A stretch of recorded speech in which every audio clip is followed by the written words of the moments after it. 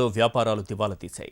వినియోగదారులు లేక చిరు వ్యాపారాలు బోసిపోతున్నాయి. చిల్లర సమస్య తీవ్రంగా ఉండటంతో సతమతమవుతున్నారు సామాన్యులు. దీనిపై గుంటూరు నుంచి మా ప్రతినిధి నరసింహారావు మరిన్ని వివరాలు అందిస్తారు.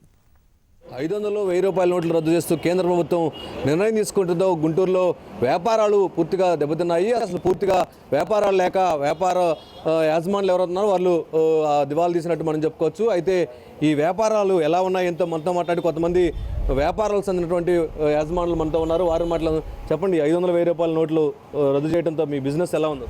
బిజినెస్ మొత్తం చూస్తూనే ఉన్నారు ఎలా విలువలు ఓడిపోయిందో. ఒక కస్టమర్ లేడు.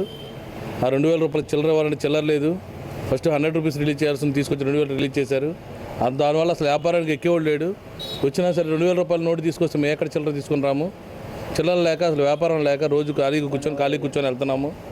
అసలు చూస్తూనే ఉన్నారు ఎంతమంది జనాలు అందరూ తెలియాలి. అవి 2000 రూపాయలు పెట్టడం వల్ల మొత్తం లాస్ తప్ప ఏమీ లేదు.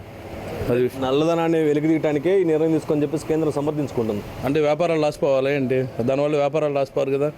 దానివల్ల వ్యాపారాలు లాస్ పోమంటున్నారు తప్ప ఉన్నవాళ్ళు ఉన్న విధంగానే ఉంటున్నారు.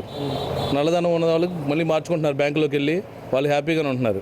మనం బ్యాంకులోకి వెళ్ళలేము, మనం మార్చుకోలేము, ఇలా ఉండిపోతాం. ఓకే, మీరు చెప్పండి సార్, ఏంటి ఈ 500, 1000 రూపాయల నోటు రద్దు చేయడం వల్ల గుంటూరు నగరంలో బిజినెస్లు ఎలా ఉన్నాయి? అసలు బాగా పూర్తిగా దెబ్బతిన్నాయని చెప్పుకోవాలి బిజినెస్ల వరకు. ఎందుకంటే ఇక్కడికి వచ్చేది మాకు ఎక్కువ స్టూడెంట్స్ సాయంత్రానికి వస్తారు. వాళ్ళ ఏటీఎం కార్డ్స్ క్యూలో నిలబడలేక గంటలు నిలబడి వచ్చిన 1000-2000 వాళ్ళు ఫీజులు కట్టుకోవడానికే సరిపోవట్లేదు. కాబట్టి మొత్తం బిజినెస్లు ఒక విధంగా చెప్పాలంటే మొత్తం దెబ్బతిన్నాయి. మోడీ గారు ప్రకటించింది అయితే బాగానే ఉంది. కాకపోతే ఏంటంటే ఆయన సరిపడా అటువంటి చిల్లర ఇవ్వలేకపోవడం వల్ల అన్ని విధాల నిరుపేదలకు కానీ మధ్యతరగతి వాళ్ళకి కానీ బాగా ఎఫెక్ట్ పడింది దీని మీద.